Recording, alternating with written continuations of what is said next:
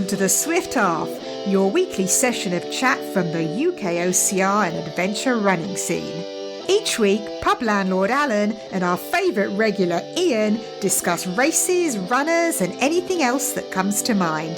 So pull up a pew, pour yourself a drink and join us for the Swift Half. You're listening to the 68th most popular podcast, as listened to by people who understand the correlation between Nescafe and Buffy the Vampire Slayer. Ian, my friend, welcome to the Swift Half again. How are you? Hi, Alan. How's your hangover? I haven't actually, I haven't got one, but I didn't have one. Although I did drink, I actually counted it all up actually afterwards because I was pretty certain I had 4 pints of lager all night because I was drinking shandies, which I thought was quite good, but I thought I might have had an hangover, but I didn't. So does that mean you had 8 drinks, but it was just 4 pints of lager over 8 shandies? Yeah, basically, yeah. So yeah, that makes sense. How did you add up? Did you check your bank account? Yes, I did. I bought 7 rounds, and I know you bought me a drink because I did get offered quite a lot of drinks, but I was like, turning them down because I'd got one in front of me and I knew I wasn't drinking. So I was turning drinks down. So thank you to everyone who offered me a drink at the awards night on Saturday. It wasn't meaning anything by me turning it down. I got one and I didn't want to waste one. So no, thank you for everyone who offered me a drink. Well, that's fair. I obviously need to do better with my smoozing because outside of our table, no one offered to buy me a drink. I was collared quite a lot walking around, like I'd go to the bar and then I would stop and I was having to, excuse myself once or twice, because, I want to spend time with everyone else and everyone was wanting my time, which was great to talk to everyone though. I really like it for that. There's a lot of networking goes on and a lot of the conversations are like, I had that many conversations and a lot of them are still coming back to me from the night, I spoke to several people about OCR. Where do you think OCR is going to go? And I was like, I was open and honest to the people who asked me. And I've said, like, listen to the podcast. I say it every week on podcast where I'm thinking it's, it goes where it goes. And we'll just be here doing what we do. Yours, and I think we're getting deep in the weeds on this conversation already. So shall we shelve it a little bit, start the show properly, and then we'll come back to it? Let's come back to it. Good thinking, Ian. What art thou drinking? I've been down south, so I'm going to talk really posh at the moment. What art thou drinking tonight? Well, I am not going to try and be posh in any shape or form, nor am I going to try and do a Scottish accent because that's apparently a hate crime. But what I'm actually drinking is unusual. This was in the bargain bucket. It is Bar Fruity Lemonade Cherry. Now, I bought this thinking it was going to be cherryade. But it's not, it's cherry lemonade. It is, and it is really, really weird. Went Bar really big at one point? In the pop world, if you like, before Schweppes took over and did all the Coca-Cola and everything else. Yeah, I want to say that maybe Bar was the one who was supplying the local pop man. I've got a feeling they were. Like when you got the pop bottles in the crates and you had to take them back to get your 10 pence back. Yeah, I'm fairly sure you're right. I'm not even sure if Bar is available anywhere but like the north now, because I only see it in corner shops now. I don't see it in supermarkets. I don't see it at the big convenience stores. I only see it this one came from Londis. Yeah, I don't see it at all. Isn't it strange that in some ways our generation has been called the disposable generation? But however, we used to do with pop bottles, we used to recycle, but now it's a plastic generation and we throw it away. Yeah, it's a bit depressing when you think about it that way. We do recycle, but I'm always a little bit skeptical about where my plastic bottles end up. I don't know whether or not they get recyclable. Maybe I'm just skeptical about the world generally, but it won't surprise me if after I've done such a good job of separating out my plastics and my papers, they just chuck it in a big landfill anyway. Yeah, maybe. Did you ever get the pie and pea man used to come round and you used to have to take your own bowl out to get your pie and peas from the back of a truck?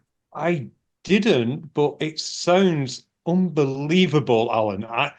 Let's bring him back. I don't know where he is, but please come back, Pie and Pea Man. Yeah, we used to get pie and peas, and he used to come round and used to ring his bell, and same time every week. And you'd go out, and it was literally the back of a transit van, and he'd open the side up of the transit van and serve you pie and peas, but you have to take your own bowl. So literally, that was ultimate recycling. If you can find his number, let's book him for next year's awards. The pie and pea man just pulls up, and we'll have a random car park, like a rave. We could have a rave somewhere with a random car park, and We could have done it over a weekend. I'm not sure what the hotel would have thought, but that car park was plenty big. We could have got a Pie and Pea Man in there, Alan, absolutely. But before again we descend into the awards, what are you drinking?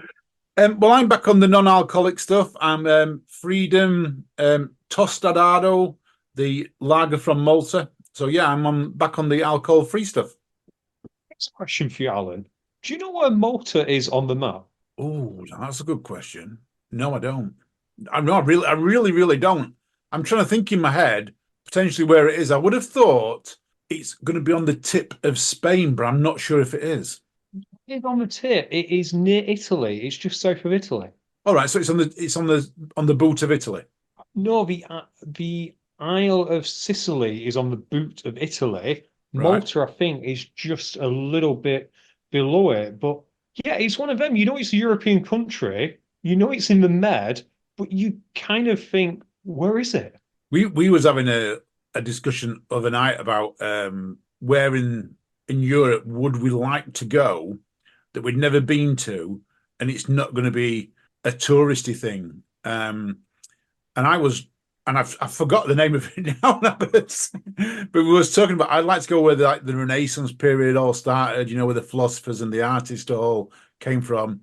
And I thought that was somewhere in the south of France. It's not. It's actually in Italy. So it's not Venice. It's below Venice. Florence. So I would love to go to Florence to just to see the architecture and the history that's there. Well, maybe you can visit Malta. I've just double checked, and it's actually just south of the Isle of Sicily. So everyone will recognise the Isle of Sicily, which is the one that's been kicked. But Alan, would you believe it's actually teeny tiny compared to Sicily? I know it's not very big. It's rocky as well, isn't it? I don't think there's many beaches. It's very much rocky. But you know what there is in Malta? Go on. There are UKOCR podcast listeners in Malta. We see it every single week. And one got in touch recently to ask about High Rocks training. No. So not only did they get in touch, they hunted me down on my personal Instagram. So not the UKHXR, not UKOCR. They hunted me down on my personal one and reached out. And I put them in touch with High Rocks Italy. So hopefully they'll become a High Rocks coach soon. Oh, that's amazing. Oh, that's absolutely fantastic. It's just another way this podcast works, don't we? We sometimes laugh and joke about we're sitting here and no one's listening, except Paula and Jen, who have no choice because they tend to be awake when we record. But there are people out there, Alan. Yeah, there is. And I'm going to move a little bit onto where the awards now, because when I was at Nuclear on Saturday, I'm not going to name this person, but someone came to me, and it's nice when people say thank you for what you're doing. But this particular person said that we changed his life.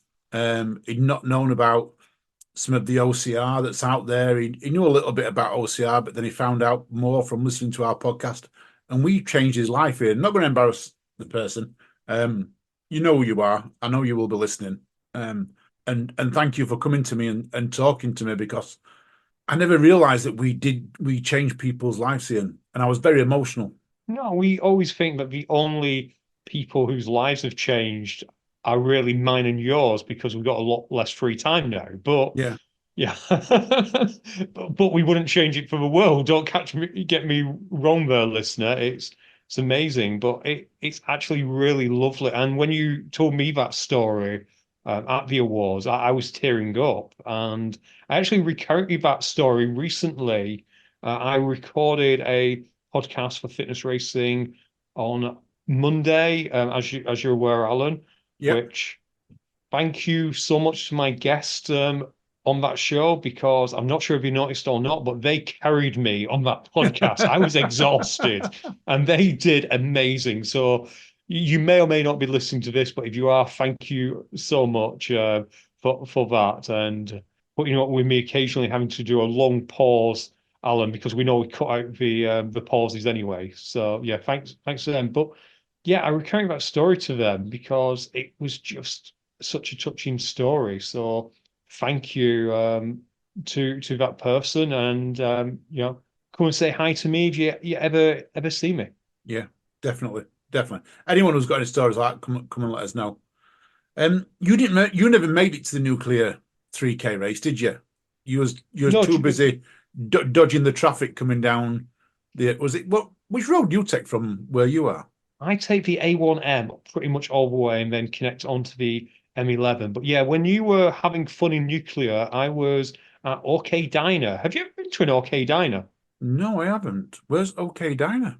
There's three of them on the A1M. So if you ever going down there, you'll tend to do it for Grantham, for Tough Mudder Midlands. Oh You'll yeah. probably drive past at least one. And it's a American diner, as in it's as close as we'll probably get. Wow. I think I might have seen one actually thinking about it, but I've never been into one. They're really good. The food gets served relatively quickly. The waitress is surly if you ask for a refill on your coffee. So it's just like being in America, Alan. I like it, Ian. I like it. I'm going to have to try one. I'm sure there's one a little bit further north than Grantham as well, if I remember rightly. Yeah, there's definitely three. There's the one I was in, I think, was called Red Fox, which is not a million miles away from Will Chung's childhood home. Right. There's Will's shout out, but there's one on the south route and two on the north route. Okay. I'll have to have a look. So But anyway, the nuclear races, Ian, I've got to admit, I haven't been down for 3 years, and we ended up down in Wild Forest, Jim, and all the nuclear race obstacles were there. And I was astounded how many obstacles nuclear have got, and they've parked them all in Wild Forest Gym and built up a little course there. So they put a special 3K course on for the UKOCR race. They didn't use all the obstacles down there, but I reckon that they could have a 3K course down there that would incorporate 50 obstacles. Wow. If they wanted to, they could make it so obstacle heavy and so tough. It would be so tough. It would be the toughest race ever. Forget the long distance ones. That 3K course, if they put all the obstacles in there, would be absolutely, amazing. Would it be the hardest race ever that is easy to complete? Yeah. I'm fully inclusive. Yeah, I like that. The shortest, hardest race ever that's easy to complete. I like that. But what an event, Ian. What I went down, I did a lot of photography first of all. Did some filming on the rigs and stuff like that. I've learnt now, you know what I mean? I haven't done obstacles for a while. And I got my backside handed to me on a plate down there. I need to get back on some upper body strength stuff, bit of core, and to get back into obstacles, because since I last actually raced obstacles, they have moved on so much. A lot of obstacle course races I've done recently since we come out of COVID have been much more fun OCRs and not being competitive. Low rigs, impossible for me and my long legs. I think at some points I was, and not just at nuclear, but also the other race I did on Sunday, which I'll come to in a minute. The low rigs, I would hanging from my arms and my knees were touching the floor, and my bum was on the back on the floor. Even on the high rigs, I couldn't. I'm too tall for them, so I got to learn a little bit more on my core, so I can lift my legs up a lot easier. So, but it was tough. Nuclear race put an amazing event on. Sam and the team down there, Sam and Tracy, looked after everyone on the day, and then a lot of kids not running with us, but a lot of kids doing other things as well. So there wasn't just the UKOCR race on. But I want to tell you about the most devious obstacle that they had down there, Ian. Oh, can I guess? Go on. Was it the same one that we have at the race that shan't be named? Which is the hidden car park charged by the farmer. No, it's not. And to be fair, it's not hidden. No, he just pay me and I have to pay him. No, it's not. They halfway through the course, Ian, they made you pick up this steel metal bar, aluminium bar. It wasn't heavy at all, and it was an 100-meter run carrying this iron bar, this metal bar. I'll call it metal bar. Wasn't heavy at all. If you held it with one hand, it was super easier, but you had to hold it with two hands above your head, and it is the most evil, devious obstacle ever. Because at 50 meters, your arms are hurting. At 60 meters, you think they're going to drop off. And at 70 meters, all you want to do is put it down, and you've still got 30 meters to go. It's evil. Did James just need to set up another rig somewhere and you were all responsible for moving the hardware? That could have actually been one of his ideas. I like that one. Yeah, Ian, it took so much out of my upper body. And then after that, we got a rope traverse and Kingfisher, and you're both using upper body on them. And then there was another rig as well coming up shortly after. Yeah, it was super tough, Ian, because your shoulders just couldn't recover. But yeah, great event down there. Do you want to know some results? Yeah, but before you do, can I just say how great it was in the past few days and the weeks since the event to see so many people sharing pictures of the event, and even people, Alan, who didn't make the awards, who'd gone to do the event. I thought that the whole event would have just been people who were doing the awards, but you had lots of people who sadly, for whatever reason, couldn't join you in the evening, who were there. So many. I think there was about 50 to 60 people in total at the race, which is quite good. But you're quite right. Only, I wouldn't say about 30 or 40 of them actually came to the awards in the evening. So it was great that some people went to the race, and then other people went to the awards. It was a good crossover. So, yeah, I'm quite pleased with it. So, and also, Alan, it also gave an opportunity for some technical officials to get experience, didn't it? It did. And officially, B Wood, we all know, is now past her technical officials badge of honor. So she is now an official technical official, which is absolutely amazing. And also Sam Alexander and Michael Greenslade as well passed on the day. So well done to all three of them. And yeah, it was mightily impressive the number of TOs they have there. I got a little bit jealous because we have a fab UKOCR team who helps us out. We gave them all shout outs at the awards. They've got a few more, Alan. We need to start recruiting. Yeah, we do need to start recruiting people. Anyone who wants to help us, reach out to us. We need your help. Well, have you got the results, Alan? I have, yeah. The men's race was a very, very well thought out race. First up was Fergal Keeney, followed by Alex Young, and then Ramonas Wickus. Gareth Hogarth were doing really, really well, but he fell off a few obstacles, and then the penalty was 15 burpees, which is like, it was a killer because, when we talk about burpees and that, they're quite hard, but 15 off small obstacles, and I think he had two, and there were just silly mistakes. He could have quite easily have completed. He had one or two. I know he definitely had one quite early on, which was in the females. This was a little bit different. So we had people going off in groups of four every 2 minutes. And Tamar Barkley went off in the wave before some of the other women. So Fedi and Becky went in a wave just after Tamar. And Fedi was winning it quite easily, that second wave. However, because Tamar was in the wave before, Tamar pushed completely all the way from start to finish. And it showed because she ended up taking the win. Wow. Well done to Tamar. It's amazing how that works, doesn't it? Some athletes compete better against other athletes, and some can just get in that mindset of doing it as a time trial. Yeah, exactly. I mean, I don't know whether Fedi eased off knowing she'd beat she was winning Becky and that in airwave, and I don't think Fedi would have done. I ran with her afterwards. We had a little lap afterwards. We all ran together and that. And she said she was pushing, but Tamar, because she was out there on her own, she didn't have the know where anyone was, know where anyone's time. So she was pushing right to the very end. She said she gave it all.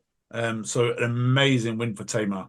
Well done to Tamar. And you're right, Alan. Sometimes if you don't have that reference point and you know people are behind you, you just have to go as fast as you can. We see that in high rocks all the time, don't we? Where they set people off on multiple waves, and often the men's podium consists of people who are in all different waves. And it's literally whoever's got the mental toughness to just run as fast as they can.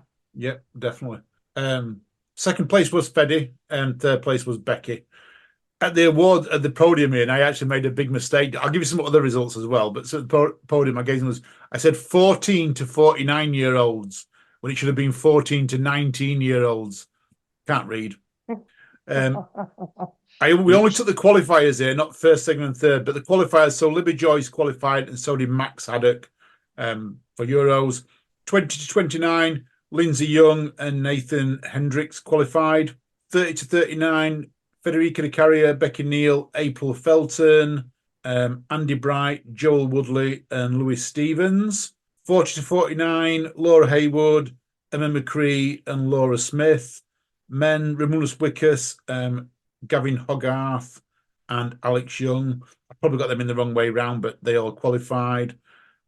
50 to 59, Encarnio Casala Sarande, Jason Wright, and Phil Airy, and Wendy Brothers and Andy Durans in the over 60s. So well done to everyone who qualified. Can I just say, when we got to the award, Yep.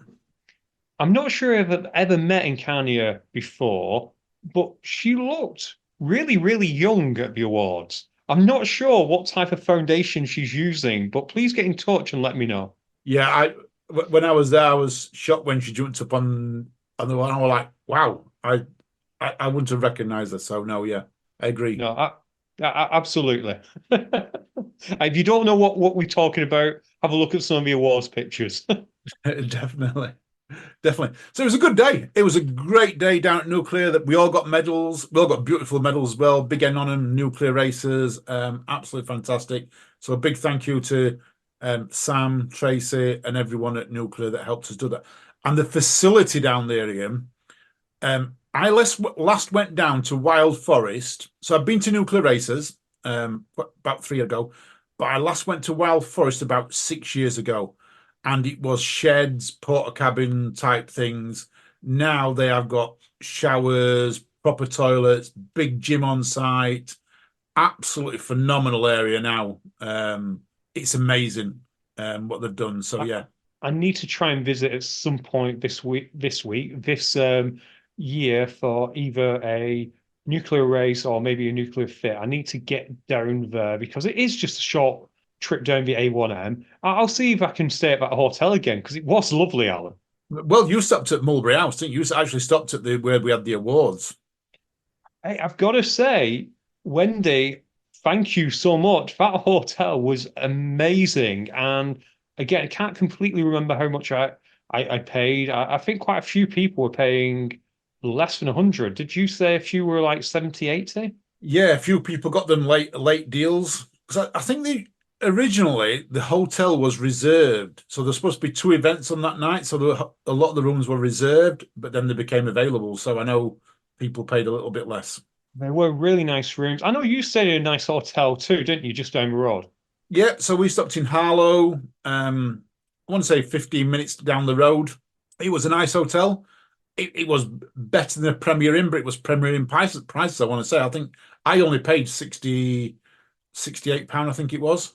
And it was a beautiful room, all clean. Yeah, we couldn't fault it at all. Should we talk a bit about the awards then? What a night, Ian. So as you mentioned there, Wendy, big thank you to Wendy for that venue. Wendy did all the running around for me, sorting that out and getting the DJ. So big thank you to Wendy Brothers on that. Absolutely perfect. When I first got there and I wasn't sure about it, I saw this big mansion. I was thinking, oh gosh, this is like, and then they took me through to the back of the thing and I was like, oh gosh, where am I going? I'm thinking it is going to be a tent in the back garden. I was expecting, and I knew it was a marquee, and I was expecting one of these, these white marquees that you get I was like, oh, please don't let it be that. But wow, what a room we had. Was absolutely stunning in that I took pictures. I think when I went and visited, the first thing I did was ring you and spoke to Paula because you'd gone to say hello to Rick Burgess, just because I couldn't believe how nice. Because like you, Alan, we were joking a few weeks before, weren't we? Of do we take our dry robes and Yeah. oh my gosh, are we going to have porta potties? What happens if it rains? That kind of thing. But it's, I guess, technically a marquee, but it's just an extension of the main building, isn't it? Yeah, it didn't feel like a marquee at all, not at all. And there was curtains like from the ceiling down the walls, proper like drapes, weren't they? It was amazing. And chandeliers. It was, yeah, stunning. And you know what made me laugh, Alan, and it's a proper culture clash, was when me and you were doing the final little bits, because there's always final little bits you need to do. We needed to get a table for the live stream. We needed to get a table for the awards. And we brought out these tables, which looked perfectly serviceable. We were all ready to get going. And we were saying, oh, no, you're not ready yet. We need to put cloths on them. You can't have them like that. Yeah, they did. Yeah. That's an industry like up north and down south. Um, I thought the tech wise, you touched on like the live stream as well. We wasn't sure the live stream worked, but I've since looked back and we got quite a lot of comments on it. We did. The only problem was you tended to avoid the camera, so you kind of pointed it at me. I know, particularly on the boss live stream, because I could see it where I was perched. I was always in the corner of it, and well, for all intents and purposes, you could have been doing live commentary from up there in the crow's nest. I could have. I didn't necessarily try and get off camera, but I was just, for me, I wanted to have that open space for people who were winning and not for me. And that's why I was like leaving that, because the focus was on everyone who won, not on me and you. And although me and you took a bit of limelight by presenting it, it's never on us. It's on everyone else. It's like at the podcast, we are the audience surrogate. At the awards, we are effectively props. We are there to help move everything along. It's about all the winners. It's about all the brilliant presenters. It is.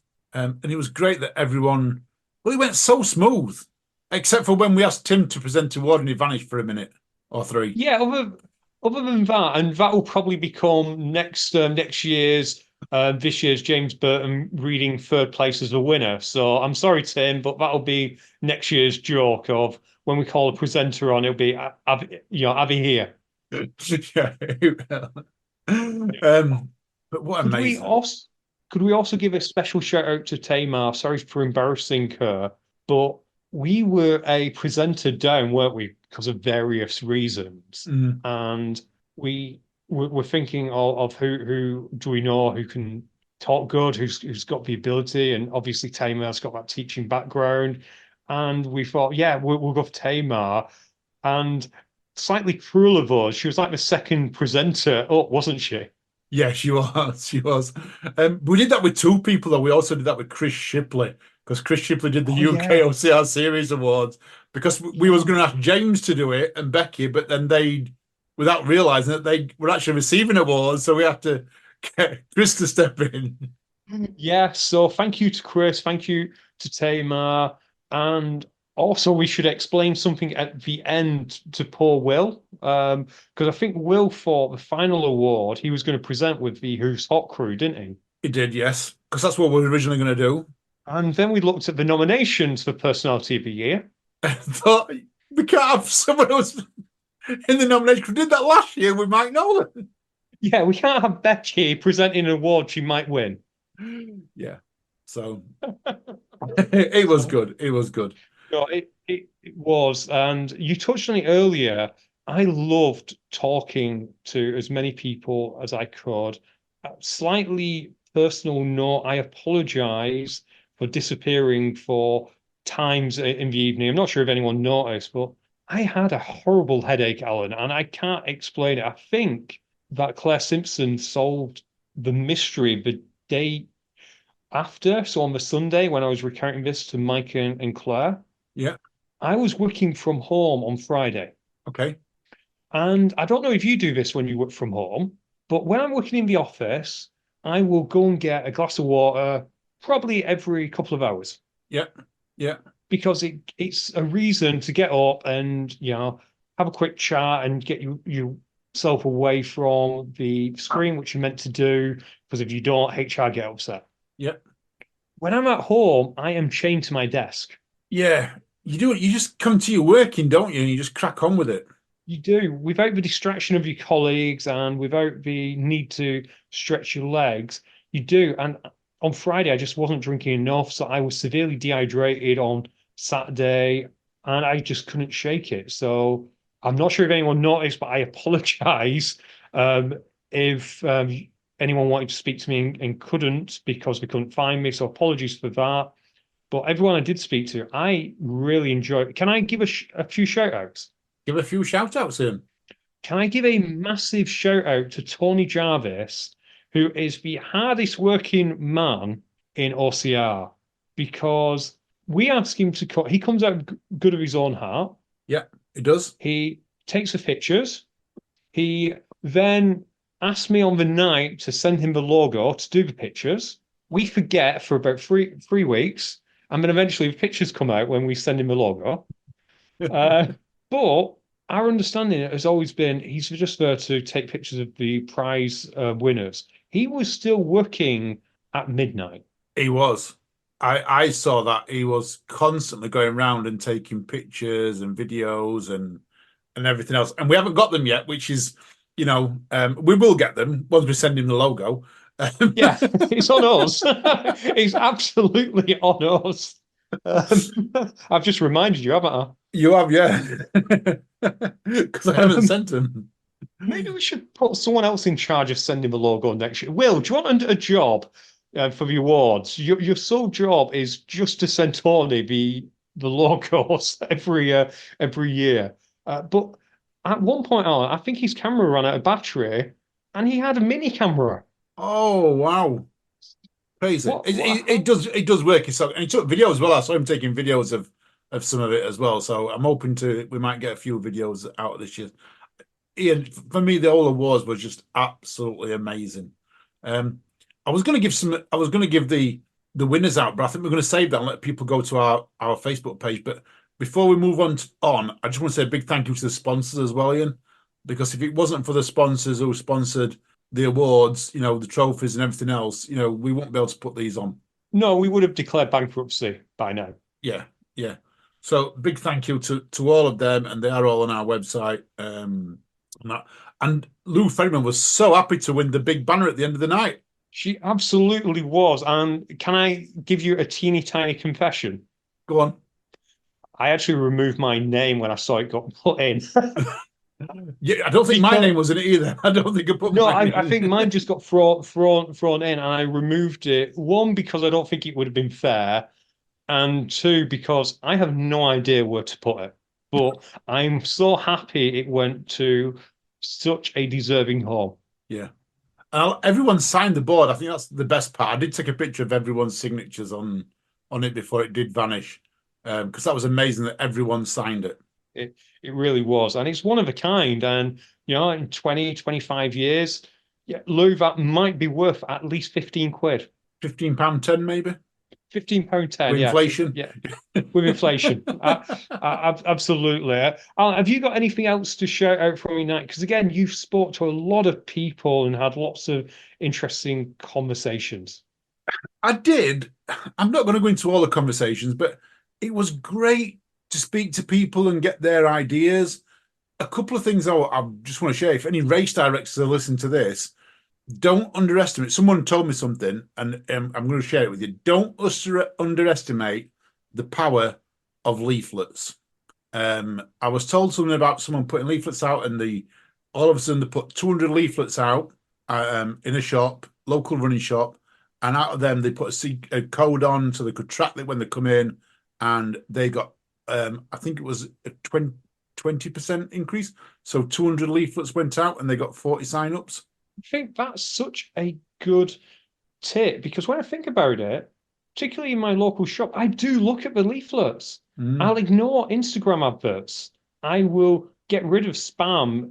Yeah, if I've once fallen on your mailing list but haven't done your race, I'm not going to suddenly do it because you send me 600 emails. But if there's a leaflet up, I might read it. Yeah, yeah. Yeah. So that's a bit of nugget for someone, I think, out there. Before we move on, Alan, a couple more things I want to ask your opinion on. Yeah. One, although it would have been a lovely venue, did you find it felt a little bit like a wedding in that you found yourself having to move on quickly from person to person to try and spend as much time with as many people as possible? Yes, I did. Very much so. And I don't know if it's because we're in that position here of being the hosts of it that people want to speak to us, and I want to speak to everyone that I could speak to anyway. But yeah, you're quite right. I did find myself going from table to table and trying to speak to people as best I could. And if I've missed you people out, I do apologise. Yeah, and I know I missed one table out for definitely. I didn't get around to one table, but I do apologise for that. And another question, because you were doing this awfully well, and I really struggled with it. How do you move on from person to person? Because I never like to be rude, and yeah, I enjoyed every single person that I spoke to, but I got the sense that I spoke to people like me at times, and they didn't want to be impolite to me by saying, "Oh, I want to speak to someone else." I didn't want to be impolite to them, and we were standing there really digging deep when it came to trying to find things to talk about. I'm gonna let my secret out of networking, aren't I? This is like what my little secret of networking. I tend to find, I can't say this because next year people are going to know this, aren't they? If I do this next year, they're going to know. Tell me offline then. Tell me offline. No, I'm going to tell you. I'm going to tell you. So I find I'm a big event like that, and you're talking one on one with someone else, and you might have done 10 minutes. You've got to 15 minutes. You've got to start moving on. I tend to find to fetch someone else into the conversation, a third person in, and then say, I've just got to go and chat to someone over there, but you're not leaving a person on their own. You're leaving two other people, someone else to talk to. So it's not as rude. That is super smart. Yeah, that is super smart. And again, I didn't have any wasted conversations at all, so don't get me wrong, listener. I just felt like the person I was speaking to felt obligated to keep speaking to me. So I would have loved the opportunity to get them speaking to someone far more interesting. Yeah, I get. Yeah, because Oh, you are quite boring. So that's what I was thinking. I want to get someone else who talked to him who was much more interesting than me. final couple of shout outs. One, can we give a shout out to Jesse and Libby Joyce and all the other junior OCR reps? I'm sorry I didn't learn all of your names, but to all of you, how well behaved were they? I don't think it was well. Adult were they? Full stop. You know they were. Yeah. You know they were young adults on the night and absolutely amazing. Great to see them all there. Great to see the kids there. Yeah. Oh, and I think everyone loved it. You know, they were all dressed up, weren't they, in little suits and things like that, and dresses, and amazing. Yeah, me and you were wearing our best suits, and we were probably like in the bottom percentile of best dress. Everyone came there, dressed for nine. So thank you all, and thank you to everyone who busted shapes out on the dance floor, including Baker, who was very, very popular. Very, very popular. Wasn't he doing lap dancing at one stage? Well, I've always wondered how he pays for his OCRs and his Hyroxes because he travels the world, and I think we finally found his secret. I think we certainly have. I think we certainly have. Right, should we talk about Sunday? Yeah, Sunday I got up early and headed up. I headed even further south. I wouldn't say. Yeah, it was further south for me, and headed down to the Body Hub to see Daryl and take on the Beast Challenge, Ian. Which, yes, first of all, I rock up to there. Bit of a nightmare getting in there because there's a massive football match on, and the footballers had blocked the road off. Luckily, Daryl came running down in his van and kicked them all. Moved all the cars. I'm not going to say he bumped them out of the way. He did pip his horn and shout to people and got the cars moved so they could get in. what a great setup he's got down there. And he has told me he's changing it up. But what he's got an amazing setup, amazing area for a brilliant boot camp in the centre, and then all the obstacles. And he's got some amazing obstacles as well. Some of the old school obstacles, some of the new school obstacles, which I did like to see. But this beast course, Ian, whoa, what can I say? I don't even know how far it was, but it felt much longer. I love it how he did it, because you basically you do a lap of the whole obstacle gym section, and then you come in at section 1 and you do a few obstacles and go back out at section 1, then another lap, and then back in at 2 and back out at 2. So again, some more obstacles, and you keep on doing. So you've done four big laps of the course, 4 sets of obstacles, functional fitness exercise in between there. Every lap there were 2 hay bales like Dash of the Titan. So anyone who did Dash of the Titan, I know exactly how you feel now, because I did 8 of them. The obstacles were great, but he saved the rigs until last. So your arms are aching, everything's aching, and then you got onto the rigs. Fantastic. I made a hash of 2 or 3 obstacles I've not done before. I didn't want to try them. I went straight out cold, did them, but I loved it, Ian. It was great. I wanted to try and get a sub 25. I thought I've got no chance. I got a sub 20. I was like over the moon. Yeah, not as fast as some people, faster than others, but again, it opened my eyes to my lack of training. Yeah, and you need to train. And based on the reviews I'm hearing, and I think we have this conversation at the awards, this is an element of OCR which can see some real growth this very short course OCR. Yeah, I think it's got a lot of growth in it. I'm not sure it's going to attract some of the fun runners, if I'm honest. I'm not convinced it does. I hope it does. I'm not convinced it will. I think it's going to be more competitive. 3K is going to be a little bit more competitive than a fun run. I think you need 5 or 6K for a fun run, especially if people are going to be paying 40 plus 50 pounds, something like that. You know, you need a bit more. Not that expensive there down at Body Hub, but that was a time trial. It was the Beast time trial as opposed to an actual race. What Daryl's got down there, and I've only ever been to 3 gyms. Sorry, that's all. I've been to 3 gyms, and I'm quite impressed with what he's got down there. I think it'd be a great venue. It'd be somewhere you could go for a weekend away. So people go down to Wild Forest and stuff like that, going down there. Taking a tent down, stopping down, having a bit of fun, drinks, and that. He's got a nice little seating area. Whether they'd open it up in the evening, I don't know, and put tents up, but he's got a great facility. So big shout out to him down there. Only we knew someone who might have a stag do. Not yet, Ian. Not yet. If only we knew someone. Yes. That I'm not being joking, but if I get married to Paula, or maybe if you got married to Jen, maybe we could have double stag do's and we could go to different gyms. My engagement has lasted twice as long as the average marriage at this stage. It probably has.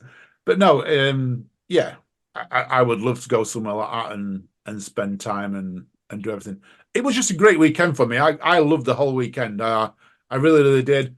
Really want to do it next year. We're going to put a survey out, so people who attended, watch for your survey coming out in the next couple of weeks. We're going to put a survey out once the euphoria's died down a bit, because we want your real feelings. We don't want euphoric feelings. So we're going to put a survey out in the next 2 weeks, discussing, did you enjoy it? What did you like? What didn't you like? What do you think we can improve on? Again, everything that we did last year. So if you attended last year, you got a very similar survey again this year before we make any decisions for next year. I think one of the things we are going to do, though, Ian, is we're going to find a venue really early this year so we can price it up, and we're going to do payments so people can pay monthly. I think I'm really adamant about doing that to break the cost down for people, because it's always after Christmas. It's always a bit of a struggle. But if we can break the cost down for people, make it a little bit more realistic, I think it's going to be better for everyone. And are we also gonna say it's High Rocks before it, so it sells out in like 10 minutes? So the High Rocks UK obstacle. No, we're not going to, unless they sponsor us. No, yeah, yeah. No, I'm kidding, but yeah, I did think we got a nice mix this year in terms of the awards. Oh, Alan, we forgot someone. Well, we forgot to thank the committee who help us with the awards. Again, we're not naming them, but didn't they do a great job? A great job. You know, I'm actually going to say something that one of the awards, the training facility award, went to Rumble Fitness, and someone from another gym came up to me and went, "That is so well deserved." I did think we were in with the running for it, but yeah, that is so well deserved. That tells you that everything's been done right. Right, exactly. And this has been a bit of a euphoric episode, so I hate to put a little bit of a downer, but we exchanged messages of someone who contacted me. I'm not going to embarrass them, but they contacted me and basically seemed a little bit upset that they hadn't been considered because they've won so many races. Again, I'm not going to go into many specifics, and I just asked them, do you ever nominate yourself, or do you ever participate? And we're like, oh no, I didn't think I needed to. And yeah, it's one of them that you'll see it with the awards. The people who get nominated tend to be the people who deserve it because they're giving back to the community. Yeah. If you've got to be nominated in the first instance, and then the panel decide on the short list and everything else. But if you're not nominated, the panel's not. We're not going to go out searching for you. You know, joining the community, get yourself nominated. I know people who've nominated themselves, and there's nothing wrong with nominating yourself. You know, if you think you've done something amazing, nominate yourself. Doesn't mean you're going to get onto the shortlist because the panel choose that, but you can nominate yourself. It's anonymous anyway, so Yeah. we would, or if it's not anonymous, we're not going to tell anyone you nominated yourself. We don't care.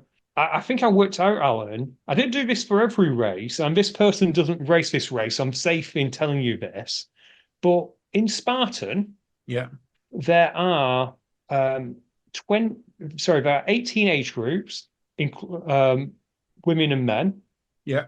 There are then 2 elite categories. So that's 20 categories. So every single time Spartan run a race, there are 60 people on that podium.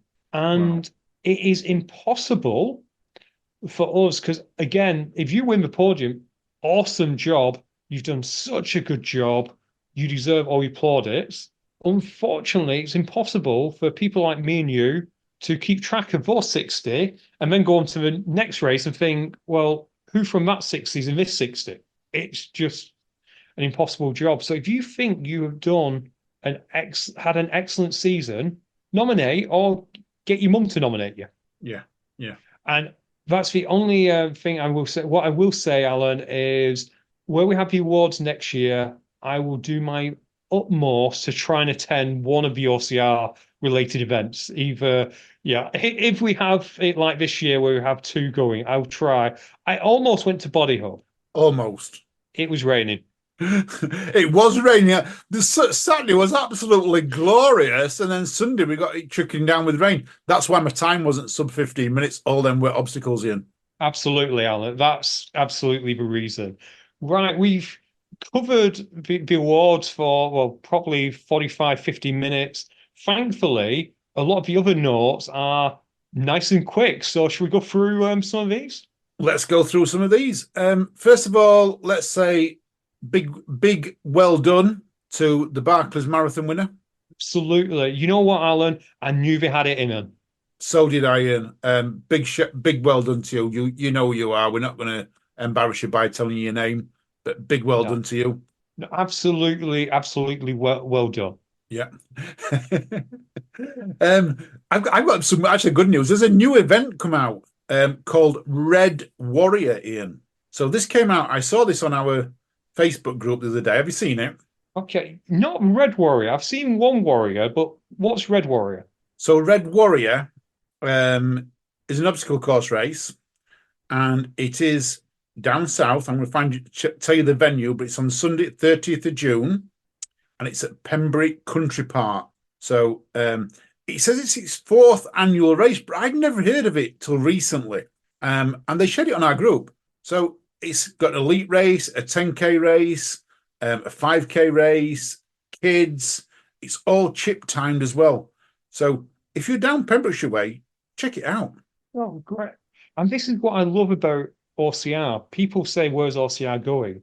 This is where OCR is going. We're having all these little events that are happening.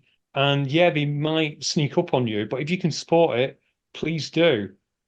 Like I mentioned, we also had One Warrior, which I think we should probably talk about more in a future episode. I've reached out to them. We're currently in conversation. But at the moment, it looks interesting, doesn't it, Alan? Because they're promising a big event going on down in Essex, I believe. And apparently there's going to be prize money in the competitive race of up to £1,000 for the female and male winner. So it's very exciting, but we don't know that much about them yet. So we want to just look into it a bit more. Yeah. We've just reached out to them, just going to find out a bit more. We'll come back to you hopefully next week on a little bit more details. Because what we don't want to do is we don't want to tell you about some race and it not to happen. We were skeptical last year about what was the one that was in the Midlands last year? It was the hybrid OCR because I asked this question and we were very skeptical, but fair play to them, they put the event on. They did, and we said that when they put it on, we said well done to them, didn't we? We took our hats off to them and said well done. Yeah. Sadly, it doesn't appear to be back this year, which probably just highlights how hard it is in this space, particularly if you come in. Did they pay prize money? I can't remember. I want to say maybe yes. They announced prize money. I don't know anyone who went and won it, so I can't say whether they paid it or not, but I would have thought they would. And yeah, we've not heard to the negative. You tend to hear if they haven't paid, wouldn't you? Yes, that's right, Ian. That's right. We do. We every time someone hasn't paid, we always say that. Very true. Very true. Let's cover off a couple of sad news, a couple of cancellations for like a better description. I'll deal with Whip Gym in London, which I believe was recently sold. Well, the Whip brand was recently sold to Mike Ashley because Mike Ashley appears to be owning everything now. But their gym is now closed. It closed on Wednesday, which is a bit of a shame, Alan, because it's a part of fitness racing history because it held the first ever High Rocks gym event was held there just before the London event. So it's a bit of a shame. Ashley don't think about that though. That's his business to him, isn't it? He's closed it for one reason and a bit change it into is it what's the gym? Does it DW gym or something like that he has instead?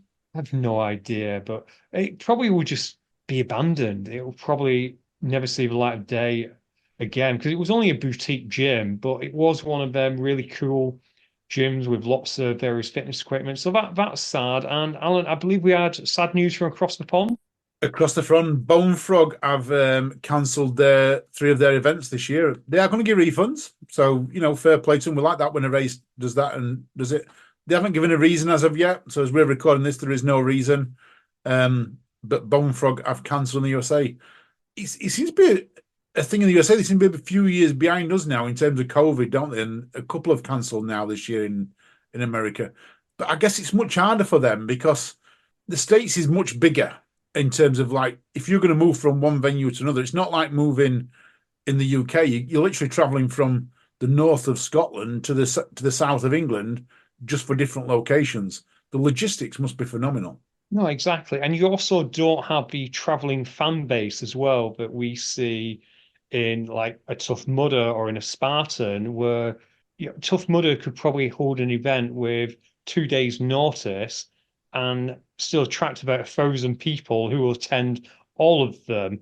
I don't know if they'll make any money out of it because these people tend to volunteer or have season passes, etc. But they do have that support. And put a pin in Tough Mudder because let's come back to Tough Mudder in a second. Let's just cover off some fitness racing news, if that's okay, Alan. Yep. What have you got from this week? One last Friday, sorry for not covering this in last Friday's show, listeners, but as you know, our show comes out at 5 a.m. on Friday morning, and this was 5 p.m. when this news hit. But High Rocks put on an extra day at Birmingham and are kind of making history in doing it. In what way? It's going to be a 3-day event, which is not making history because we're already doing one of them. Yeah.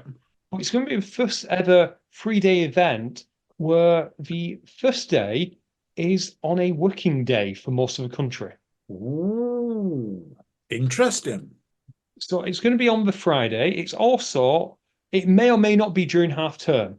That might have played into it because I want to say it's Halloween weekend. So some people might be on half term. Okay. Okay. But it's a fascinating test because I think the athletes, they'll definitely get the athletes in because they'll just take a day off work if they can. And if they can't, they just won't attend. I think a lot of the athletes, though, do tend to be gym owners, or some of the better athletes tend to be gym owners or personal trainers. So in some respects, it's slightly easier for them to get a Friday off because getting a Saturday off is just like a Friday. It's just another working day for a lot of people in that trade. That's a very good point, Alan. And yeah, so they'll get the competitors in. I wonder about the volunteers. See, now that's a whole different kettle of fish, isn't it? Because that is a day off work for a lot of volunteers. And again, when it's a Saturday or Sunday, it's not a big an issue. Or if you're self-employed, it's not a big issue for volunteers. But I reckon they'll do it, but it will definitely be a test of some of the current pull of High Rocks, won't it? And I think it will be an absolute success. We've changed our plans, so we're going to go down a day early now because honestly, a Thursday night at the hotel, when I checked it, it might have been cheaper than keeping my gas on here. So I might actually be saving money doing this because very few people, stay a Thursday night in a hotel. So yeah, it will be a cold time of year anyway because it'll be October. But yeah, it will definitely be a interesting test of High Rocks. But well done to High Rocks for trying because a lot of people didn't get tickets. Yeah. The other thing I wanted to talk to you about, Alan, which is something that came up, did you see the workouts for the CrossFit Open this year? I didn't know. I haven't looked at the CrossFit at all this year. I've got to admit, I watched some of it last year. Remember, I watched some of it on YouTube and that last year, but I haven't seen nothing this year. The Open, it consists of 3 workouts, which anyone in the world can do. You submit and you then get on a leaderboard. Kind of like the ultravirus race or lots of other races that do things similar. Okay. Yeah.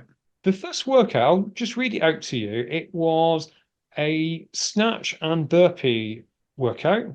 So you did 21 dumbbell snatches with one arm and then 21 burpees over the dumbbell. You then did 21 snatches with the other arm. Okay. And that went down. So you then did another 21 burpees, so 42 burpees, 42 snatches. That then progressed down, so your next set was 15, and then it was 9. It sounds horrible. Yeah. Okay. Sounds absolutely horrible, but it doesn't sound like something that is that scary in the grand scheme of things. No, it don't, because some of them sound really awful. It does sound like just a normal workout. Yeah. And number 2 was as many rounds and reps as possible in 20 minutes of 300-meter row, 10 deadlifts, 50 double unders. Workout of the day. Yeah. You're going to ask what a double under is, I guess, but I have heard the phrase. Go on, remind me. I'm going to embarrass myself here. I think a double under is skipping, but I could be completely wrong. Yeah, I probably will be embarrassing myself there. Actually, let's just check. I've checked it is. I was doing it. You're doing it. It was skipping. Great. So that was the first 2 weeks. The third week was slightly more complicated because it was thrusters with a one weight. It was chest to bar pull-ups and muscle ups and that kind of thing. So the third week was a little bit more complicated. You need some CrossFit pedigree to do it, or just some general gym But what struck me was how straightforward the first two ones were. Providing you could skip, you could easily get through those two. And it got me thinking, is this CrossFit trying to appeal to a wider audience, to the High Rocks audience? Or trying to steal some of the High Rocks audience back, because we know that CrossFitters have moved to High Rocks. Yeah, you could be right. This is CrossFit evolving. This is CrossFit looking elsewhere. Because in the grand scheme of things, the people who will get through the Open and who are in the whatever percentile, the 90th percentile, they will be good CrossFitters. But me and thee, Alan, who would never get anywhere in this, but we could easily have done them first two workouts, figured out a way to do the third one, because I think there is scaling available. So maybe you could use a band. Yeah. And you can then tell everyone, I competed in the CrossFit Open in 2024. That's like someone saying that they've done an Ironman and they've really done a triathlon. Yeah. Or how was your 5K marathon? Yeah, how was your 5K marathon? But it was interesting to me, and I thought you'd be interested too. Yeah, it does. It's good that they're moving. I like the whole idea that they're moving and they're changing with the times. Is it too late though? Because CrossFit to me, it's always sent to, what's the word I'm looking? Too complicated. You know, every time I look at CrossFit, I love watching it. Don't get me wrong, I love watching the athletes do it and complete it. But it always to me looks like you've got to be the best of the best to compete in it. You know, because the fitness things they do, the challenges, they always seem that hard, that tough. They do, and it's almost like a world's strongest man for people who have got good cardio as well as being strong, isn't it? That you turn up, you could do practically anything. I know strongman now has various things that they always do, but you could go there and end up pogo sticking. Yeah, exactly. But yeah, it is interesting because from our point of view, CrossFit has always been something that kind of like was born around the same time as OCR. So we've almost been have this strange cousin relationship with CrossFit, haven't we? Where some people go back and forth between the two, but you've got people who are pure CrossFit, pure OCR. And it also makes me think, Alan, what put people off CrossFit? Was it being hyper complicated? Could that bite OCR as well? Oh, now that's a very, very good question, that, because I've got to admit, I've done a bit of training, and maybe some of them low rigs and some of the high rigs are just, if they're hard for me, how hard are they for a newbie? Yeah, it's a good, and I believe it's an age-old debate, and maybe it's one we should take to another podcast sometime and get some people. Oh, wouldn't that be cool, Alan, if we could get a variety of people chatting about it? How hard is OCR? Or how hard should OCR be? Yeah, I think it's an age-old question, but yeah, I'm not going to give my conclusions because I've got something in my head and I've got an opinion. But yeah, should we save that for another time? Sorry to do this to you, listener. We're again planning future episodes on current episode. But if anyone's interested in this debate, let's have this debate. Yeah, I think that's a good idea. That's a good idea.